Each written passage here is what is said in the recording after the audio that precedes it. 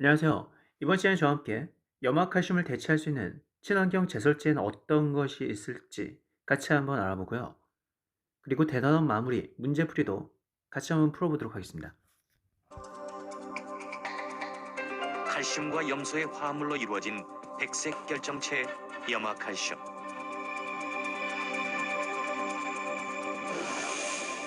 염화칼슘은 어는 점이 영하 55도까지 내려가 강력한 제설제의 역할을 하는 것인데, 실험 접시에 놓인 가거름을 순식간에 녹이는 놀라움을 보여준다. 실험 접시에 놓인 얼음이 녹는 데 걸리는 시간은 10분이 채 걸리지 않았다. 함께 제설제로 쓰이는 소금과 비교하면 더 확연하게 그 반응의 속도를 느낄 수 있다. 염화칼슘이 제설 현장에서 선호되는 이유가 설명되는 순간이다.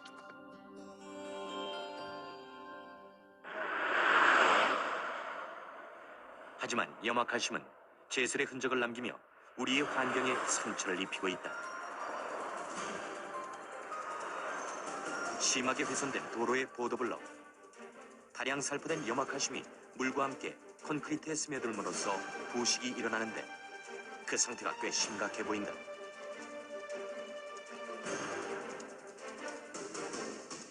아무런 힘을 들이지 않고도 쉽게 떨어지는 콘크리트 조각들. 그렇다면 철근 콘크리트 구조물은 상태가 더욱 심각하지 않을까? 양도 양이고 이걸 살포하게 되면은 겨울에 대부분 살포를 하잖아요. 추위하고 이게 연관도 돼 있어요.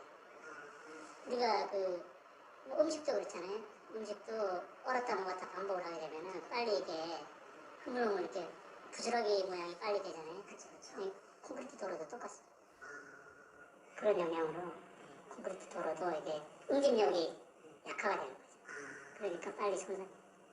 제설제가 살포가 되면은 가속화가 되는 거죠. 염화칼슘이 철근 콘크리트의 부식에 얼마나 심각한 영향을 끼칠 수 있는지 알아보기로 했다. 철근은 부식되면서 산화 환원 반응으로 아주 미세한 전류가 흐르는데, 실험의 기간을 단축시키기 위해 철근에 3일 동안 10볼트의 전류를 흐르게 해 부식 실험을 수행하기로 했다. 또한 염화칼슘의 농도를 각각 0, 1.5, 3%로 달리함으로써 농도에 따른 부식의 차이를 확인하고자 했다. 그 결과 염화칼슘의 농도가 짙어질수록 철근의 부식의 상태가 심각하다는 것을 확인할 수 있었다. 다시 말하자면 염화칼슘이 자주 뿌려질수록 콘크리트 구조물이 훼손될 가능성이 높다는 것을 의미한다. 현미경으로 들여다보면 그 부식의 상태가 더욱 심각하다는 것을 알 수 있다. 손으로 만지면 가루가 될 것처럼 철근의 부식 상태는 심각했다. 철근 부식으로 인한 콘크리트의 균열을 설명하자면 다음과 같다. 제설제가 다량으로 뿌려질 경우 염소 이온이 철근에 침투하게 되고 부식 현상이 발생한다. 철근은 부식되면서 팽창을 일으키게 되는 것이고, 그로 인해 콘크리트에 균열이 생기는 것이다.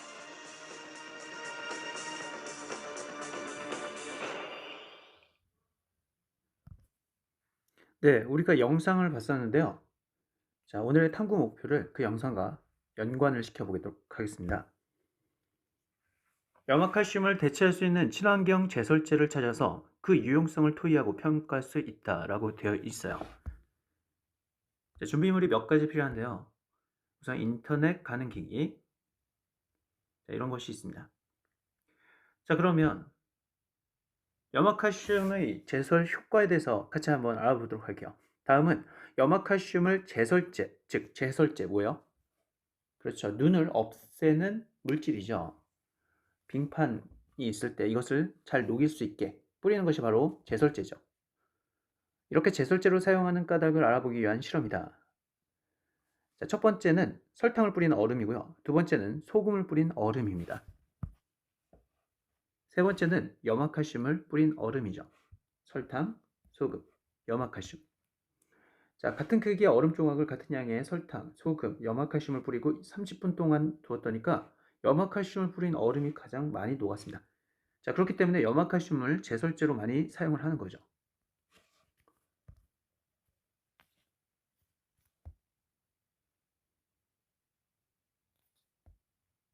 염화칼슘을 제설제로 사용하는 까닭을 화학 결합과 관련지어 써보자 라고 되어 있어요. 자, 우리 이제까지 화학 결합에 대해서 배웠죠. 자, 그 화학 결합과 어떤 관련성이 있는지, 자연현상이 어떤 관련성이 있는지 알아보자고요. 공유 결합 물질인 설탕. 맨 처음에 나온 설탕은 공유 결합 물질이에요. 자, 이것은 물에 녹아서 이온으로 나눠지지 않습니다. 자, 이온으로 나눠지지 않아요. 양이온과 음이온으로 안 되어 있기 때문이죠. 자, 이번에 이온 결합 물질인 소금과 염화칼슘은 물에 녹아 이온으로 나누어지면서 물 분자가 각각 양이온과 음이온 주변에 배열하여 물 분자가 다시 규칙적으로 배열하면서 얼기 어려워진다라고 되어 있어요. 자, 이게 무슨 말이냐면요. 소금이나 설탕은 공유 결합 물질이지만 소금이나 염화칼슘은 이온 결합 물질입니다. 그 말은 양이온과 뭐가 있다? 음이온이 나온다 이 말입니다. 자, 이렇게 양이온과 음이온이 나면요. 이 양이온과 음이온이 바로 물에 녹아서 분리가 되는데요. 이 주변에 물 분자가 달라붙습니다. 자, 뭐가 달라붙나? 예, 물 분자가, 자, 이걸 동그라미를 물 분자로 할게요. 이 주변에 이렇게 달라붙어요. 양이온과 음이온이 녹으면서 이 주변에 이렇게 달라붙죠. 자, 그렇게 되면 물 분자는 서로 가까워야지 얼기가 쉬운데 양이온과 음이온에 의해서 서로 멀어지죠. 그렇죠? 그렇기 때문에 아무래도 덜 얼게 되는 것입니다. 다시 한번 말할게요. 물 분자가 이렇게 가까이 있으면 잘 얼 수가 있는데 이 양이온과 음이온이 물 분자를 떨어뜨려 놓게 하는 역할을 하죠. 그래서 이온 결합 물질인 소금이나 염화칼슘은 설탕보다는 물을 잘 녹이게 합니다. 염화칼슘이 소금보다 더 많은 이온을 내놓습니다. 이게 무슨 말이냐면요. 둘 다 이온 결합이지만 이것 중에서 염화칼슘이 좀 더 많은 양이온과 음이온을 내놓는다 이 말이죠. 그래서 염화칼슘이 제설 효과가 가장 좋습니다. 다시 한번 정리해 보도록 할게요. 설탕은 공유 결합 물질이니까 양이온과 음이온을 안 내놓으니까 가장 효과가 적고요. 소금과 염화칼슘은 둘 다 이온 결합이니까 비슷할 것 같지만 염화칼슘이 좀 더 양이온과 음이온을 내놓기 때문에 염화칼슘이 가장 제설 효과가 좋다 이것입니다. 자, 그렇다면 염화칼슘의 영향은 어떤 것이 있을까요? 자, 가를 먼저 볼게요. 염화칼슘 수용액을 뿌린 식물의 잎이 노랗게 변했습니다. 자, 염화칼슘의 단점인데요. 염화칼슘은 제설제의 효과가 있지만 식물의 잎을 노랗게 변하게 하는, 즉 식물에는 악영향을 주는 그런 단점이 있습니다. 자, 두 번째는 염화칼슘 수용액에 볼트를 3일 동안 넣어 두었더니 순수한 물에 넣었을 때보다 더 녹슬었다라고 되어 있어요. 우리가 아까 전에 영상에서도 봤다시피 염화칼슘은 바로 철근이나 콘크리트를 부식시키는 효과가 있습니다. 이런 단점이 있는 거죠.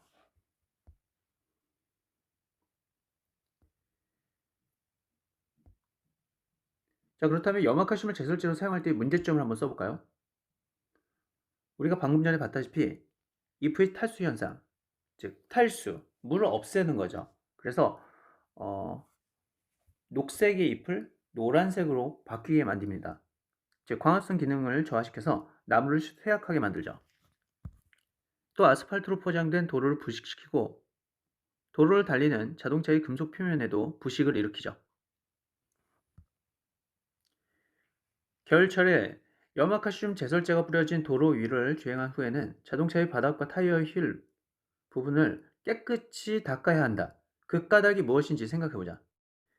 여러분이 나중에 차량을 관리하게 되면 겨울철에 그 염화칼슘이 좀 골치가 될 수 있어요. 왜 그럴까요? 그렇습니다. 아까 전에 봤다시피 자, 염화칼슘은 어떤 철제를 잘 부식을 시킵니다. 잘 녹슬게 만들죠. 자, 같이 한번 볼게요. 철제 구조물과 같은 금속 표면에 이온 결합 물질이 용액이 묻어 있으면 전자가 쉽게 이동하면서 금속의 부식을 일으킵니다. 이게 중요하죠. 뭘 일으키다? 금속의 부식을 일으킵니다. 따라서 염화칼슘 제설제가 뿌려진 도로 위를 주행한 경우에는 아무래도 차량 바닥과 휠 부분에 묻은 염화칼슘을 닦아내어 차량의 부식을 예방해야겠죠. 염화칼슘의 영향입니다. 염화칼슘을 대체할 수 있는 친환경 제설제는 어떤 조건을 갖춰야 할지 토의해보고 표에 정리해보자 이렇게 돼 있어요. 자, 어떤 조건을 갖춰야 할까요? 자, 한번 볼까요? 자, 우선 화학결합은 그렇죠. 아무래도 이온결합 물질이어야겠죠. 자, 두 번째, 환경이나 시설물에 미치는 영향이 우리 아까 전에 봤다시피 식물이나 도로 또는 금속에 피해를 주지 않아야겠죠. 자, 경제성을 볼게요. 아무래도 가격이 저렴해야겠죠. 그리고 충분히 사용할 수 있어야겠죠. 자, 이런 식으로 우리가 염화칼슘과는 다른 친환경 제설제 조건에 대해서 알아볼 수 있어요. 위에서 정리한 조건을 바탕으로 실제 친환경 제설제로 사용되는 물질이나 염화칼슘 대신 사용하기 적합한 물질을 찾아 발표해보자 라고 되어 있어요. 자, 예를 들어 볼게요. 염화칼슘을 염화칼슘과 1대3이나 1대1 비율로 섞어서 사용을 할 수 있죠. 염화나트륨하고 같죠. 염화나트륨은 염화칼슘에 비해서 금속을 부식시키는 정도가 약합니다. 특히 낮은 온도에서 효과가 좋으므로 제설제로 많이 사용되고 있어요. 자, 염화나트륨. 아까 전에 염화칼슘이었죠. 여기에다가 염화나트륨을 좀 섞으면 효과도 어느 정도 좋고 그리고 피해가 적을 수 있다. 특히 금속을 부식시키는 피해가 적을 수 있다. 이 말이죠. 이런 식으로 우리가 섞어서 쓸 수도 있다라고 생각할 수 있어요. 3. 다른 모둠에서 발표한 내용을 표에 정리하고 각각의 유용성을 토의하여 친환경 제설제로 가장 적합한 물질을 찾아내보자 라고 되어 있어요. 자, 이건 모둠별로 토의를 해야 되는데요. 자, 예를 들어서 모둠 1에서는 눈이 내린 길에 바닷물을 살포한다. 바다와 멀리 떨어진 곳까지 바닷물을 운반하기 어렵다. 뭐 이런 게 있고요. 자, 두 번째, 길에 굵은 자갈을 깐다. 네, 이러면 아무래도 좀 눈이 와도 미끄러지지 않겠죠. 그런데 문제는 자갈 같은 게 튀어서 도로나 차량을 파손시킬 수 있겠죠. 자, 이런 식으로 우리가 알 수가 있습니다.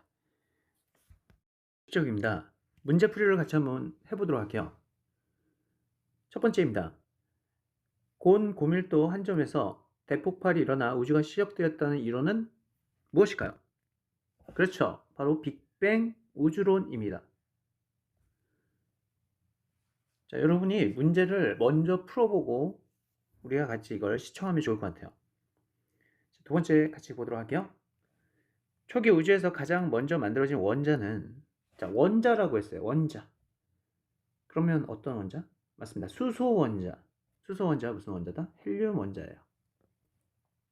그렇죠. 빅뱅 후 38만 년일 때 우리가 수소 원자와 헬륨 원자가 만들어졌다라고 했죠. 세 번째입니다. 어떤 원소는 고유의 광택이 있고, 자, 광택이 있대요. 그리고 열과 전기가 잘 통한대요. 뭘까요? 맞습니다. 바로 금속 원소입니다.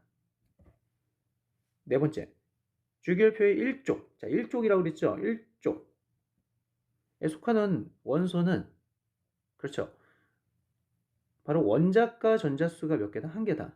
같은 족이면 뭐가 같다? 원자과 전자수가 같죠?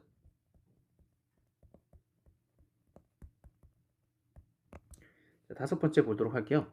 금속 원소와 비금속 원소가 형성되는 결합을 우리가, 맞습니다. 금속 원소와 비금속 원소의 화학 결합, 바로 이온 결합이죠. 자, 그리고요, 비금속 원소끼리 결합하는 걸 우리가 뭐라고 그랬죠? 맞습니다. 바로 공유 결합입니다. 전자를 공유하기 때문에 우리가 공유 결합이라고 한다고 했죠. 여섯 번째입니다. 이온 결합 물질과 공유 결합 물질은 수용액 상태에서의, 그렇죠, 전기 전도성이라는 것은 전기를 전도하는 정도, 즉 전기가 얼마나 잘 통하는지 알아보는 겁니다. 자, 이온 결합 물질은요, 전기가 실제로 잘 통하고요, 수용액 상태에서. 자, 공유 결합 물질은, 그렇죠, 전기가 통하지 않죠. 자, 이렇게 우리가 이 전기 전도성 차이로 구분할 수 있습니다. 1. 빅뱅 우주론에서 주장하는 내용으로 옳지 않은 것은, 자, 페이지 51쪽입니다. 빅뱅 우주론이라고 돼 있죠. 자, 어떤 걸 주장할까요? 같이 한번 알아보도록 할게요. 첫 번째, 우주는 지금도 계속 팽창하고 있다. 빅뱅 우주론에서 우주는 지금도 계속 팽창하고 있다. 맞죠? 자, 맞는 말입니다. 두 번째, 빅뱅 직후 우주는 지금보다 훨씬 뜨거웠다. 그렇죠. 빅뱅 직후 온도는 굉장히 높았다 그랬죠. 자, 세 번째, 현재 우주를 구성하고 있는 물질은 빅뱅 직후에 모두 만들어졌다. 자, 이거 조심해야 되는데요. 여기 보시면 현재 우주를 구성하고 있는 물질이라고 돼 있죠. 그렇죠? 자, 여기서 조심해야 될 건, 자, 이 물질은 우리가 원소라고 그랬죠. 물질을 뭐라 한다? 원소. 이 원소가 빅뱅 직후에 모두 만들어졌을까요? 네, 그렇지 않습니다. 현재 우주를 구성하고 있는 원소 중의 일부분은 바로 별에서 만들어졌죠. 어디서 만들어졌다? 별에서. 자, 볼게요. 빅뱅 직후 초기 우주에 생성된 원소는 수소와 헬륨 또는 리튬 정도였어요. 많아봤자. 원자번호가 1, 2, 3인 애들이죠. 양성자수가 하나, 둘, 셋. 자, 그렇다면 그거보다 더 무거운 애들은 어디서 만들어졌을까요? 맞습니다. 별에서 만들어졌습니다. 별이 진화하는 과정에서 뭐 더 무거운 애들, 뭐 탄소, 아니면은 뭐 네온, 아니면 금, 은 이런 게 다 만들어졌죠. 그래서 모든 물질이 직후에 만들어졌다. 이거 아닙니다. 알겠죠? 그러니까 정확히는 수소, 헬륨, 리튬 정도는 이제 초기에 만들어졌지만 별 안에서 금, 은 이런 게 나중에 만들어졌다 이 말이죠. 네 번째 보도록 할게요. 빅뱅 이후 초기의 우주에서 쿼크, 전자 등과 같은 기본 입자가 생성되었다. 맞죠? 맞습니다. 쿼크, 전자, 기본 입자. 바로 초기 우주에서요. 자, 그리고 다섯 번째, 모든 물질과 에너지가 모인 한 점에서 대폭발이 일어나 우주가 시작되었다. 맞습니다. 이것이 바로 빅뱅 우주론이죠. 두 번째 보도록 할게요. 스펙트럼에 대한 문제네요. 그림은 이미의 원소 ABC와 어떤 별의 대기 성분을 분석한 선 스펙트럼이다. 이 별의 대기는 최소한 몇 개의 원소로 이루어져 있는지 써보자라고 돼 있어요. 자, 이미의 원소 ABC로 어떤 별의 대기 성분이 이렇게 돼 있대요. 자, 그러면 이 원소들이 아무래도 온도가 높아지면서 여기 보이시는 무슨 스펙트럼? 맞습니다. 바로 방출 스펙트럼이 나오죠. 방출 스펙트럼은 우리가 선 스펙트럼의 하나라고 할 수가 있어요. 바로 선 스펙트럼입니다. 그러면 우리가 이 선 스펙트럼을 분석하면 어떤 원소인지 파악할 수 있다 그랬죠. 자, 그러면 우리가 요게 나왔다고 생각을 해볼게요. 요게. 자, 그럼 위에 거 A, B, C 중에 어떤 것과 관련이 있을까요? 우선 A부터 보도록 할게요. 즉 우리가 관측한 대기 이것에 A 원소가 들어있는지 보기 위해서는 한번 확인해 보면 되겠죠. 자, 요 선의 위치가 지금 보니까 여기 있네요. 그쵸? 요 선의 위치가 어디 있을까요? 여기 있네요. 그리고 요 선의 위치가 여기 있고요. 요 선의 위치가 아무래도 여기 있네요. 즉, 요 대기 안에는 우리가 A가 있다는 걸 확인할 수 있습니다. 원소 A가 있네요. 자, 이번엔 두 번째로 B가 있는지 한번 볼게요. 원소 B가요. 네, 보시면 요 라인이 여기 있고요. 그리고 요거는 여기 있습니다. 그리고 요거는 여기 겹쳐진 게 있네요. 그리고 그렇죠. 요거는 여기쯤에 있고요. 요거는 여기 있네요. 즉 원소 B도 그 우리가 관찰한 대기 안에 있다는 걸 알 수 있습니다. 자, 이번에 C가 들어있는지 한번 볼게요. C는 어떤 색을 이걸로 할게요. 자, 요거 보니까 요거 있는 것 같아요. 자, 요것도 있는 것 같은데요. 문제는 이게 없죠. 여기가 없네요. 요것도 없고요. 그쵸? 여기도 없고요. 지금 보니까 여기도 없네요. 즉, 이 안에 원소 C는 있다 없다? 원소 C는 이 안에 없어요. 왜냐하면 요 선까지 여기 나와야 되는데 여기 안 나오잖아요. 그쵸? 이런 것도 마찬가지고. 자, 그래서 여기에는 없다는 걸 우리가 알 수 있습니다. 자, 그렇다면 이 별의 대기는 최소 몇 개의 원소로 이루어지는지 한번 알아볼까요? 우선 원소와 A, B는 다 있고요. C는 아니지만 여기에 해당하는 무엇인가가 있어야겠죠. 그쵸? 그러니까 최소 몇 개? 맞습니다. 최소 3개입니다. 최소 3개예요. 원소 A, B는 무조건 들어가야 되고요. 그리고 C는 안 들어가야 됩니다. 하지만 요거까지 설명하려는 어떤 그 원소가 있어야겠죠. 그래서 최소 3개가 들어갑니다. A, B를 포함한 최소 3개. 그러니까 C는 아니고 다른 애들. 자, 요런 게 들어가야 된다라고 생각하시면 됩니다. 3번입니다. 원소의 생성을 설명하는 내용으로 옳은 것만을 보기 위해서 있는 대로 고른 것은? 이 원소의 생성이라고 되어 있는데요. 기억. 우주 진화 초기에 수소와 헬륨이 만들어졌다. 맞습니다. 자, 두 번째. 태양의 내부에서는 헬륨과 탄소가 만들어질 수 있다라고 되어 있어요. 맞습니다. 바로 우리가 핵융합 반응을 통해서 탄소까지 만들어진다고 했죠. 헬륨은 수소가 핵융합된 거고요. 자, 그리고 디귿입니다. 산소와 철은 질량이 태양보다 큰 별의 내부에서 핵융합 반응으로 만들어진다라고 되어 있어요. 맞습니다. 바로 우리가 산소와 철 같은 거는 태양보다 우선 커야 돼요. 그런 거 안에서 핵융합 반응으로 만들어지죠. 자, 그래서 답은 5번입니다. 4번 문제 보도록 할게요. 주기율표를 설명한 내용으로 옳은 것만을 보기에서 있는 대로 고른 것은 이라고 되어 있어요. 주기율표의 가로를 뭐라고 하죠? 우리가 주기율표의 가로를 맞습니다. 죽입니다. 써주세요. 세로를요? 족이라고 합니다. 자, 그러니까 기억은 틀렸네요. 자, 니은 볼게요. 주기율표에서 같은 족에 속하는 원소는 원자과 전자수가 같다. 맞습니다. 자, 주기율표에서 같은 족, 같은 세로줄이죠. 자, 그러면 우리가 원자과 전자수가 같다는 걸 우리가 알 수 있죠. 원자과 전자수가 같습니다. 원자과 전자와 같은 족. 자, 그러면 디귿 보도록 할게요. 1족 원소는 모두 알칼리 금속에 속하며 아니죠. 자, 알칼리 금속은 정확히 말하면 뭐예요? 1족 원소죠. 자, 수소를 제외해야 돼요. 수소 제외 1족 원소. 왜냐하면 수소는 애초에 금속이 아니잖아요. 수소는 비금속이니까 알칼리 금속에 안 들어간다고요. 금속이 아니기 때문에. 자, 이제 물과 격렬이 맞습니다. 물과 격렬이 반응하는 특성을 가지고 있죠. 자, 그런데 모두 속하는 게 아니기 때문에 1족 원소는 모두 속하는 게 아니라 요거기 때문에 우리가 디귿은 맞다고 할 수 없죠. 자, 리를 보도록 할게요. 원소의 주기성, 반복성이 나타나는 까닭은 원자 번호가 증가함에 따라 원소의 원자과 전자수가 주기적으로 변하기 때문이다. 맞습니다. 바로 우리가 같은 족이면은 성질이 비슷하다고 했는데 그것이 원자과 전자수와 관련이 있다고 했죠. 즉 원자과 전자수가 늘어났다가 다시 1서부터 시작하고 쭉 가다가 다시 1서부터 자, 이렇게 되기 때문에 주기적으로 변하기 때문에 그 성질을 결정하기 때문에 바로 원소의 주기성이 나타나는 이유는 뭐 때문에? 원자과 전자수 때문이다 라고 할 수가 있는 거죠. 자, 이제 5번 문제 보도록 하겠습니다. 다음은 주기율표의 일부분을 나타낸 것이며 A에서 E는 원소를 나타내는 임의의 원소 기호이다 라고 되어 있어요. 자, 주기율표라고 되는데 자, 이런 문제 풀 때는 우리가 어떤 원소인지 미리 써놓으면 좋거든요. 자, 여기 보니까 2주기라고 되어 있어요. 그렇죠? 2주기죠. 1주기는 뭐예요? 1주기. 만약 1주기가 있다면 1주기는 뭐겠어요? 그렇죠. 수소와 뭐겠죠? 헬륨이겠죠. 수헬이 있어야 되는데 지금 1주기가 없으니까 자, 2주기를 볼게요. 2주기는 볼게요. 그렇죠. 리튬.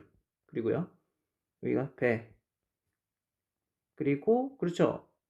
자, 여기 족을 보면 1족, 2족 다음에 바로 13족이죠. 실제로 이제 우리가 3주기까지는 여기 요 사이 뭐였죠? 3에서 12족은 빠집니다. 알겠죠? 그러니까 걱정 마시고요. 그냥 번호 순으로 한번 해보면 돼요. 수헬립에 붕탄, 질산, 풀, 네. 그리고요. 남아, 알규, 인황, 염화. 자, 이런 식으로 우리가 알 수 있어요. 자, 그럼 A에서 E에 설명한 것으로 올 것은 이라고 되어 있죠. 자, A는 원자과 전자수가 1개이다. A가 원자과 전자수가 1개인가요? 지금 2족이잖아요. 그쵸? 족이 2족이잖아요. 세로 줄이 2족이잖아요. A가 1개가 아니라 몇 개요? 그쵸? 2개죠. 2족이니까. B는 원자과 원자가 모두 7개이며 원자 번호는 7이다. 맞나요? B가 얘죠. 얘는 수헬립의 붕탄, 질산, 풀. 그러면 몇 개요? 하나, 둘, 셋, 넷, 다섯, 여섯, 일곱, 여덟, 아홉. 전자가 모두 9개죠. 그쵸? 그리고 원자 번호는 그쵸, 9죠. 플로린입니다. 플로린. 지금 얘를 말하는 거예요. 누굴 말한다? 바로 얘를 말하는 거예요. 지금 얘를. B는 얘입니다. 자, 이제 C를 볼게요. 할로젠 원소로 수소와 반응한다. 자, C가 어디 있죠? C가 여기 있죠. C는 여기 나트륨이죠. 자, 나트륨은 할로젠 원소가 아니죠. 1족이니까. 그렇죠. 알칼리 금속이죠. 자, 얘는 뭐다? 알칼리 금속. 알칼리 금속. 자, 이제 D를 볼게요. D는 16족이며 원자과 전자수가 16개이다. 자, D가 16족은 맞아요. 색깔을 달리할까요?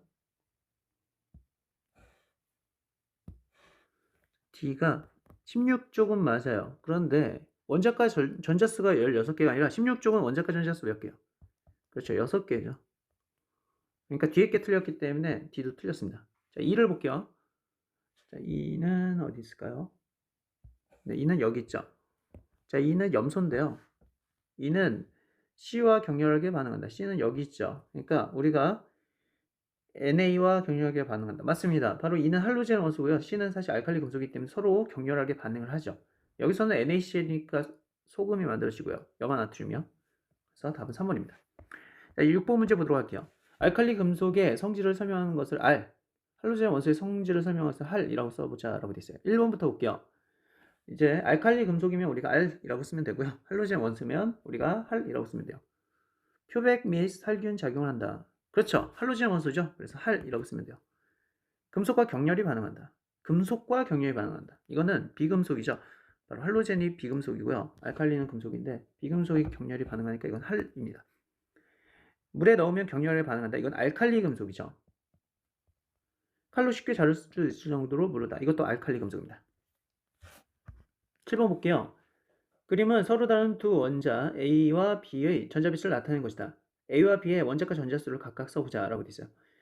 자, 여기서 원자과 전자수는 우리가 뭐라고 할 수 있다? 그렇죠. 결합에 참여하는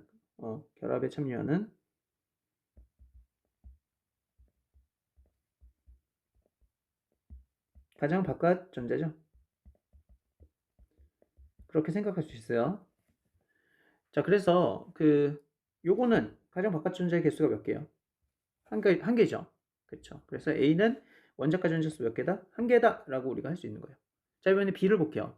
B는 원자과 전자수 몇 개요? 가장 바깥쪽에 있는 전자수 하나, 둘, 셋, 넷, 다섯, 여섯, 7개라는 거 우리가 알 수 있죠. 참고로 그러면 18쪽 원소는 원자과 전자수가 몇 개일까요? 자, 중요합니다. 18쪽 원소는 반응에 참여해야 하네요. 반응을 안 하는 애들이죠. 그래서 원자과 전자수가 있다 없다? 없습니다. 0개예요. 참고로 알아두세요. 18쪽 원소는 원자과 전자수 0개요. 헬륨도 그렇고 네온도 그렇고 아르곤도 그렇고요. 그래서 원자과 전자수 0개다. 왜? 결합에 참여하는 것 자체가 없으니까. 자, 이번에 두 번째 볼게요. A와 B가 안정해지는 방법을 각각 쓰고 A와 B가 반응할 때 형성되는 화학 결합의 종류를 써보자 라고 되어 있어요. 자, A는 아무래도 전자를 잃기 쉽겠죠. 왜요? 우리가 가장 가까운 비활성 기체가 헬륨이니까요. 그래서 전자 하나가 잃기 쉬워요. 자, 그리고요. B는요. 오히려 전자 하나를 얻기가 쉽죠. 그쵸? 전자 하나를.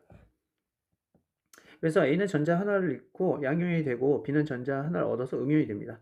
따라서 A와 B는 뭐겠어요? 양이온과 음이온의 결합인 이온 결합이 형성이 되겠죠.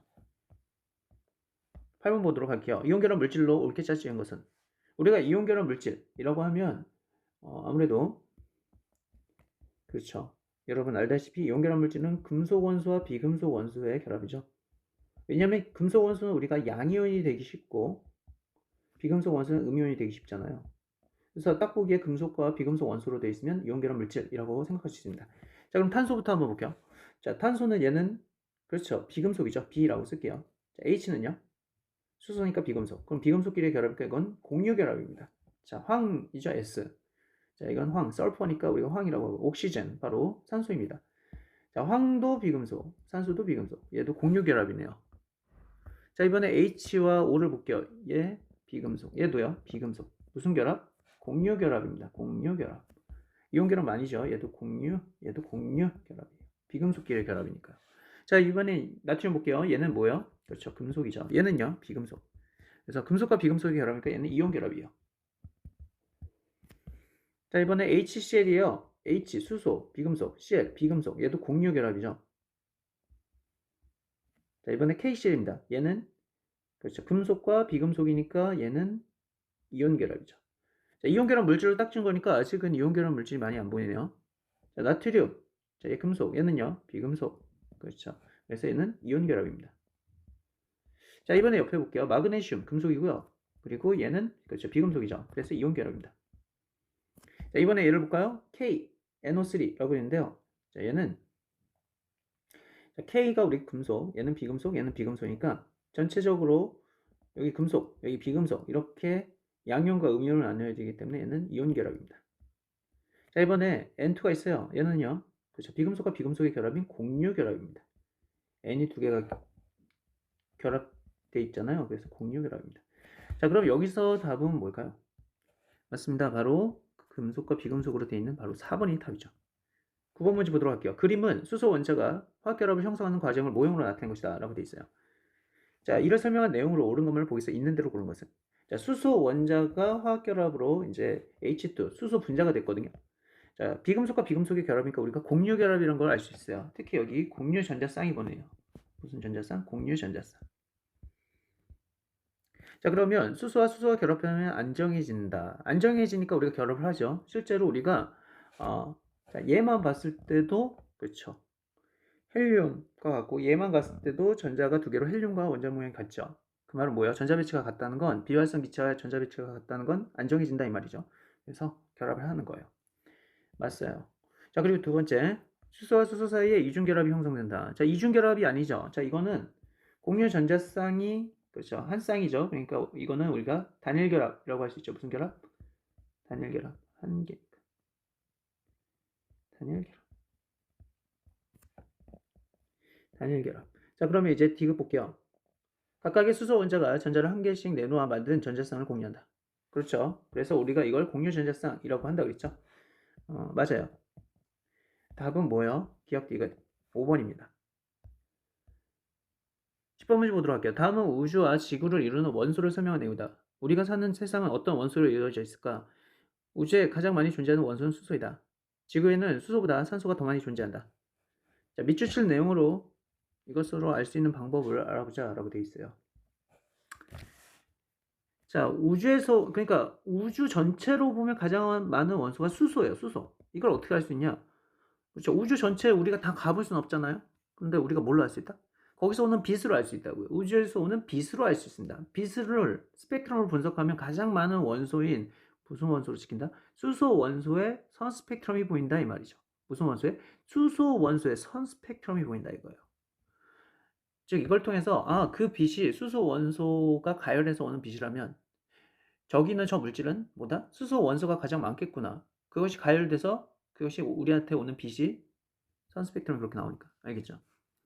그래서 우리가 그쪽으로 가보지 않아도 그쪽의 물질이 바로 수소인 걸 알 수 있죠. 우리 우주 전체를 보면 수소가 가장 많다라고 생각하시면 됩니다. 자, 이제 다음 볼게요. 물론 지구에는 수소보다 산소가 더 많이 존재한다라고 했지만 그건 지구에 한해서고요. 우주 전체를 봐봐요. 우주 전체를 봤을 때는 수소가 가장 많다 이거죠. 자, 이제 11번 보도록 할게요. 우주 초기 진화 과정에서 수소와 헬륨 이외의 다른 원소들이 만들어지지 않는 까닭이 무엇인지 설명해보자라고 되어 있어요. 자, 우리가 우주 초기 진화 과정에서는 우리가 수소하고 헬륨만 만들어지죠. 그리고 얘네 질량비가 3대 2였고요. 자, 더 이상 만들어지지 않는 까닭은 봐도 우주가 팽창해서입니다. 그래서 우주의 온도가 낮아지기 때문에 더는 핵융합 반응이 일어나지 않아요. 그렇죠? 그러면 이 핵융합 반응은 이제 안 일어나고 어디서 일어난다? 그렇죠. 별에서만 이제 일어날 수 있다 이거죠. 별에서만 뭐가 일어난다? 핵융합이 일어날 수 있다 이거예요. 수소 헬륨까지 하고 나머지는 별에서 이루어진다라고 생각하시면 됩니다. 12번 보도록 하겠습니다. 그림은 초신성이 폭발하는 모습을 나타낸 것이다. 자, 초신성이 폭발한다. 별의 이제 마지막 모습인데요. 빵 하고 터지는 거예요. 자, 이와 같이 초신성이 폭발할 때 어떤 원소들이 만들어진다고 했죠? 맞습니다. 바로 철보다 무거운 원소들이 만들어져요. 우리가 금, 은 이런 거 있죠. 이런 게 이때 만들어진 거지. 빵 폭발하면서요. 그래서 그게 철보다 무거운 원소, 금, 은들이 만들어지고요. 우리 지구에는 금이나 은이 분명히 있죠. 철보다 무거운 원소들이 있습니다. 이 말은 뭐예요?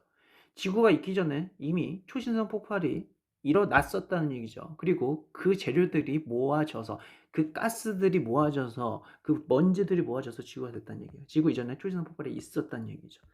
자, 우리는 별의 폭발로 우리 지구는 만들어졌다라고 생각하실 수 있습니다. 자, 여기까지 했고요. 또 있구나. 자, 이제 13번 볼게요. 표는 몇 가지 원소의 원자 번호와 원소 기호를 나타낸 것이다. 자, 리튬, 네온, 나트륨, 마그네슘 원자의 전자 배치를 그림으로 표현해보자 라고 돼 있어요. 자, 표현 한번 해볼게요. 여기 보면 원자 번호가 3번이네요. 원자 번호란 건 우리가 이제 양성자수를 말하고요. 무슨 수? 양성자수. 그리고 이건 전자수하고 같아요. 전자수. 그렇기 때문에 원자 번호 3번이란 건 플러스 몇이다? 네, 플러스 3이라고 할 수 있고요. 전자도 몇 개 돈다? 전자도? 맞습니다. 3개가 돕니다. 첫 번째 껍질에 몇 개? 2개. 두 번째 껍질에 1개. 첫 번째 껍질에 2개까지만 꽉 차니까 2개 돌고요. 두 번째 껍질에 여기 1개가 이렇게 돈다 라고 생각하시면 됩니다. 자, 그리고요. 이번에 네온을 한번 볼게요. 자, 네온은 그렇죠. 원자 번호가 10번이란 건 양성자수가 10개라는 거예요. 그래서 여기 플러스 10이라고 할 수 있고요. 전자수도 몇 개겠어요? 10개겠죠. 자, 그래서 첫 번째 껍질에 몇 개? 2개. 두 번째 껍질에 하나, 둘, 셋, 넷, 다섯, 여섯, 일곱, 여덟. 두 번째 껍질에 8개까지 채워질 수 있는데 꽉 채워져 있네요. 자, 이번에 나트륨을 볼게요. 뭘 본다? 나트륨. 나트륨은 원자번호 그렇죠. 11번이죠. 그래서 플러스 11입니다. 자, 그럼 전자수도 몇 개요? 그 첫 번째 껍질 2개까지 채워지고요. 두 번째 껍질 8개 채워지면 나머지 1개는 세 번째 껍질에 채워지겠죠? 이런 식으로 됩니다. 자, 이번에 마그네슘입니다. 마그네슘은 그렇죠. 원자번호가 12예요. 그럼 전자수도 몇 개? 12개. 그러면 하나, 둘, 그렇죠. 두 번째 껍질에 하나, 둘, 셋, 넷, 다섯, 여섯, 일곱, 여덟. 그렇죠. 자, 그리고 세 번째 껍질을 마지막 2개. 이렇게 하면 되겠습니다. 14번 문제 보도록 할게요. 다음은 미지의 물질을 형성하는 화학결합이 무엇인지 알아보기 위한 실험의 준비물을 나타낸 것이다. 위 준비물 중에 필요한 것만을 골라 실험 과정을 설계해보자 라고 되어 있어요. 자, 미지의 물질, 물, 비커, 약숟가락, 알코올 램프, 쇠구물, 산발이 뭐 이런 게 있는데요. 자, 이 중에서 필요한 것만. 화학결합이 무엇인지 나타낸 거예요. 자, 우리가 화학결합 2개로 나눌 수 있죠. 바로 공유결합과 무슨 결합? 그렇죠. 이온결합입니다. 자, 그러면 우리가 가장 필요한 게 뭐예요? 얘네 둘 사이에? 맞습니다. 바로 가장 중요한 게 뭐라고요? 전기 전도성이죠. 그래서 전기 전도성이 필요한 거를 고르면 돼요. 공유결합 물질은 수용액 탈 때 전기가 안 통하고요. 이온결합은 통할 테니까요. 자, 그래서 필요한 건 뭐다? 물에 녹여서 전기를 측정할 도구가 필요한 거죠. 그래서 미지의 물질이 우선 필요하고요. 물, 당연히 물에 녹아야 되니까. 그리고 비커, 그렇죠? 비커 안에 물을 넣고요. 그리고 약숟가락 해서 이렇게 비커 안에 물을 넣고 약숟가락으로 여기 안에다가 넣고 그런 다음에 이걸로 이제 아무래도 집게 달린 전선, 건전지, 꼬마전구. 그러니까 꼬마전구를 이렇게 집게 달린 전선을 해가지고 여기다가 이제 건전지 놓고 물 넣고 여기다가 건전지 이렇게 놓고 여기에 꼬마전구가 불이 켜지는지 안 켜지는지 보는 거예요. 건전지 놓고 전선 놓고 해가지고 불이 켜지는지 안 켜지는지 보는 거예요. 만약 이게 이온결합 물질이면 어떻게 되겠어요? 불이 켜지겠죠? 불이 켜집니다. 공유결합 물질은요? 불이 안 켜지죠? 그렇게 우리가 볼 수 있는 거예요. 자, 그러면 이제 우리가 다 한 것 같은데요. 15번 볼게요. 다음 몇 가지 원소의 원소 기호를 나타낸 것이다. HO, NaCl. 자, 위의 원소로 이루어진 물질을 5가지만 써보자 라고 되어 있는데요. 자, 이런 식으로 우리가 쓸 수가 있어요. 자, 이거는 논술 과학 글씨이니까 참고로 이렇게 알아주세요. 자, 물도 있고요. 우리가 잘 아는 염화나트륨도 있고요. 그리고 산화나트륨 뭐 이런 게 있습니다. 뭐 여러 가지가 있다는 것 알아주세요. 자, 이제 자, 이런 물질의 화학결합이 무엇인지. 자, 요거는 우리가 분리할 수 있어야 되거든요. 자, 그러면 공유결합 물질은 뭐다? 그렇죠. 비금속끼리의 결합이에요. 비금속 플러스 비금속. 이온결합 물질은요. 금속과 비금속. 자, 그런 식으로 보면 우리가 다음과 같이 나눌 수 있다는 걸 알 수 있죠. 얘는 비금속, 비금속, 비금속, 비금속, 비금속, 비금속, 비금속, 비금속, 비금속. 자, 이렇게 하고 얘는 금속, 비금속, 김속, 비금속, 금속, 비금속, 비금속. 자, 여기서 중요한 건 이렇게 나눠지니까요. 자, 얘는 금속, 비금속, 비금속. 자, 얘도 이렇게 양효가 음이면 얘는 금속, 비금속. 이렇게 우리가 알 수가 있습니다. 자, 원소가 다양한 화학결합이 형성되는 것처럼 우리 삶에서도 다른 사람과 이렇게 더욱 풍속하고 다양한 인간관계를 비유적으로 하는 건데, 뭐, 그렇죠. 뭐, 우리도 이제 마치 이제 사람이 원소라고 생각하면 우리도 다양한 사람과 어떤 이제 서로 이제 친분을 쌓고 이런 거는 어떤 화학결합에 비유할 수 있다. 이런 거죠. 친구가 돈을 모아서 농공을 구입하고 뭐 공동으로 소유해서 사용하고. 자, 이걸 공유전자쌍에 비유할 수 있고요. 자, 이런 식으로 우리가 했습니다. 자, 많은 걸 했고요. 자, 혹시 모르니까 여러 번 돌려가면서 여러분 그렇죠. 다시 한번 대담한 마무리를 잘 했으면 좋겠습니다. 자, 고생했습니다.